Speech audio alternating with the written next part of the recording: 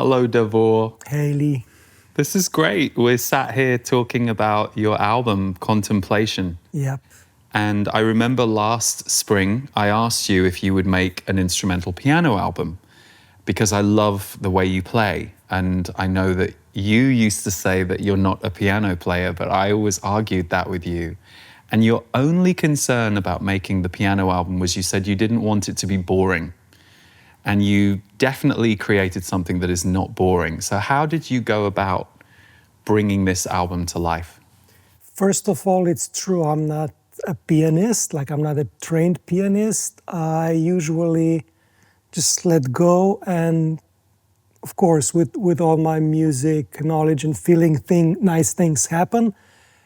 But it's not like I can really, do a concert piano piece. So I thought to myself, well, it won't be like an instrumentalist virtuoso, so what can I do as a composer that this can make it interesting? So that was more of my goal rather than, showing off my piano skills that are actually very limited. But I can play nicely when it's simple and when it's in my range of what I can do. Yeah, I never think of you as a limited piano player, but it's all, it's all perception. And I love the way you play, but I think you're very good at doing alternative or unexpected things. You find ways to do things that are different. I listen to a lot of instrumental piano music. I love modern classical piano. It's one of the reasons I wanted you to do your own. But I think what's interesting about this album to me is it's very emotional. It really supports you in your emotion, but it often takes you out too. It will hold you in an emotion and then it will move you somewhere, which I think is very powerful as a listener.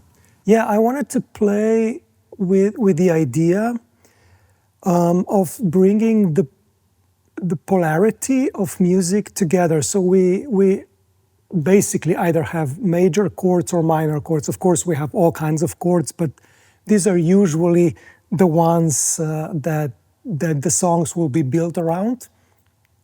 So I tried to see what would happen if I bring, for instance, if we're in a tonality of C, what if I bring chords and individual notes that would belong to either C major or C minor?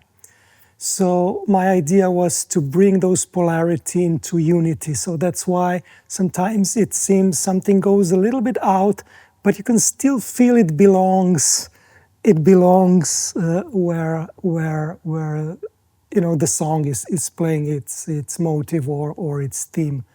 So when I figured out I can do that, I was very happy. So I tried to play with that. A lot of my composing actually happens as I play. So I just press record on my computer and start playing. So this wasn't like written on a piece of paper kind of composition. A lot of it happened on the fly. Of course, I did some corrections and stuff, but that was lovely to see how those two would, within me as a feeling, cooperate with each other, major and minor.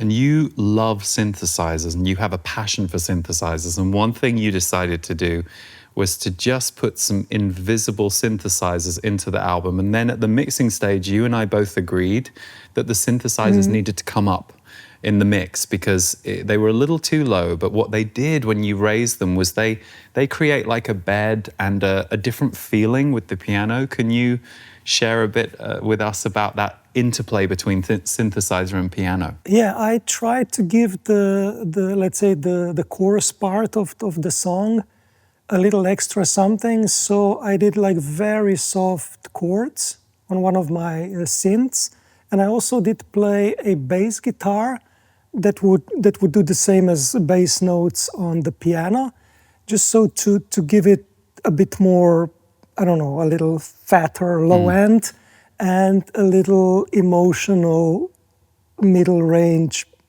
paddy sound support. And I think it's lovely because it still doesn't take away from the piano, but it does add an environment that, as you said, gives it you said bad. Yeah. Yeah. Are you surprised that we're sat here talking about your instrumental piano album that wasn't even in your thoughts a year ago. How does it feel to be letting it go out into the world? That would never be my thoughts if you didn't want it. I would never think I can do a piano album or like a piano composition. That was just out of me. But the way you, not insisted, but I felt your wish and want, then I very bravely went for it. I didn't know what it's going to be. But I have this trust in myself, and I'm very happy that it's out now and that I've created it. But honestly, I would never do that on my own. Like never. I never saw myself as a pianist nor as a classical composer for, let's say, a piano piece of music. And I did want to bring together, as you said, a little bit of modern approach. But there's also, I think it smells a little bit like classical, like Beethoven or whatever. There's a feel to it that kind of brings the old times and new times together, I think. The music is very therapeutic, and so, we have placed it inside our Rebirth course, which is an annual course where we guide people through a rebirth experience.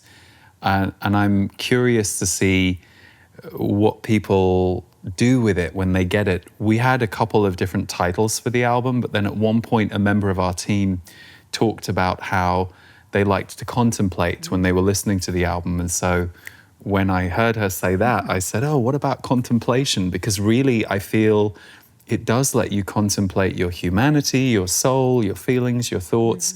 It provides that space. And I know for me, once the mixing was done and we'd signed off on everything, I got to listen to it just as a listener, and it really did put me straight into my feelings and my thoughts, and it's a beautiful companion to contemplate your life with. Yeah, because it happened inside of me, and all the titles are what we usually seek outside of ourselves, but it's actually in us: light, connection, wisdom. It's all within, and that's why I really love the title Contemplation, because we go and search for those things inside with that support of the music. So yeah, I love the title. Now you have completed Contemplation and it's going out into the world. Can I talk you into doing another piano album at some point in the future? Did you see my eyes roll? Yeah, but your eyes rolled the first time. When I first suggested it to you, you were not thrilled. I may, but it may be this time on a real piano. Exactly. I recorded this one on my digital piano at home. I still think it sounds beautiful. But yeah, if I was with a grand piano, I think I would hear different things on it. It would be, I think, very different. So it would be a challenge again. And now, even though I'm rolling my eyes, I'm not brave enough to say no. Good, because we will be talking about your grand piano album at some point in the next few years. Yeah. But for today, I'm really, really thrilled that you did it. I think it's gorgeous. I love it. And I think so many people are going to love it. So congratulations. Thank you. And there's just one more thing I'd like to say. I always put some hidden messages in my music. And this one has the message of there are 8 songs.